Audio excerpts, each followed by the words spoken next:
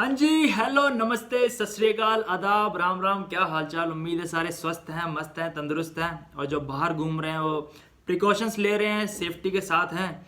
तो आपके सामने फिर हाजिर है हम एक नई कविता लेके, जिसका शीर्षक है माइग्रेंट लेबर्स। और कवि हैं इसके डीजे विकी।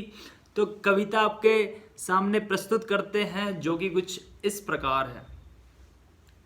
वो एक मजदूर था, घर से काफी दूर था, करता था रोज ही मेहनत, पर थोड़ा सा मजबूर था।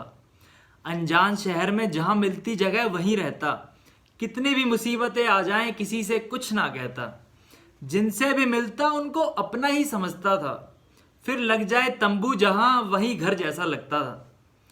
अकेला नहीं था, परिवार को भी पालता था, खाना कम हो तो अपनी भूख एक दिन और टालता था।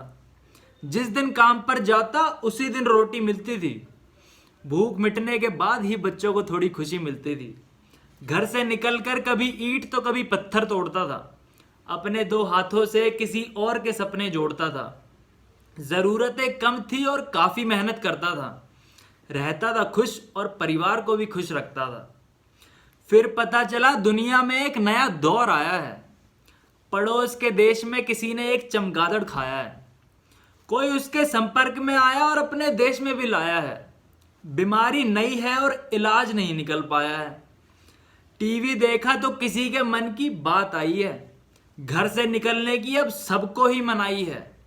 अब घर में ना ही दूध है और ना ही मलाई है, और बाहर निकलते ही पुलिस के डंडे से खूब पिटाई है।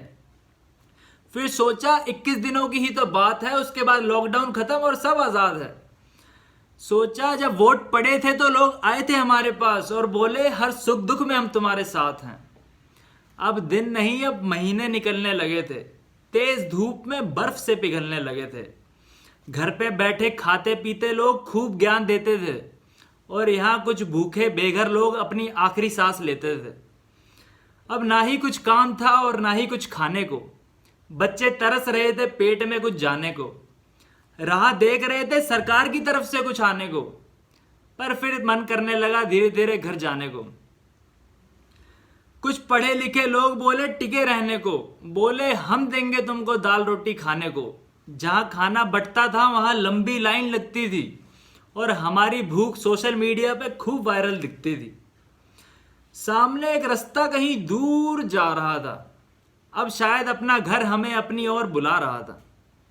रास्ता था कठिन और काफी लंबी दूरी थी, पर करते भी क्या, जिंदा रहना भी एक मजबूरी थी। फिर क्या था, बांधा सामान और निकल पड़े जिंदगी की चाह में।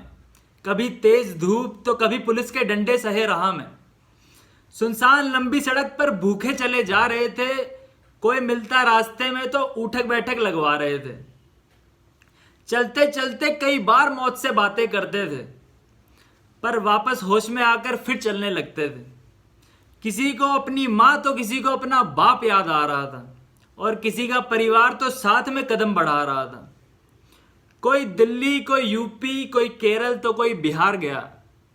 कोई पहुंचा मंजिल तक तो कोई बीच में ही हार गया। ये कोई कहानी नहीं, ये तो एक सच्चाई है। इंसान की जेब हो छोटी तो ये दुनिया पराई है। वो एक मजदूर था, घर से काफी दूर था, करता था रोज ही मेहनत, पर थोड़ा सा मजबूर था। हाँ जी, तो ये थी हमारी कविता। अगर आपको पसंद आई हो तो लाइक कीजिएगा, कुछ कमेंट करने का मन हो तो कमेंट भी कीजिएगा, और अगर शेयर करनी हो तो शेयर कीजिएगा, ना भी करनी हो तो भी कोई दिक्कत नहीं। आपने सुन ली वही काफ़ी है। तो स्वस्थ रहिए, मस्त रहिए, घर पे रहिए। बाहर जा रहे हैं तो प्रिकॉशंस लीजिए, क्योंकि जान है तो जहान है। तो इसी के साथ जय हिंद, खुश रहिए, हंसते रहिए, हंसाते रहिए।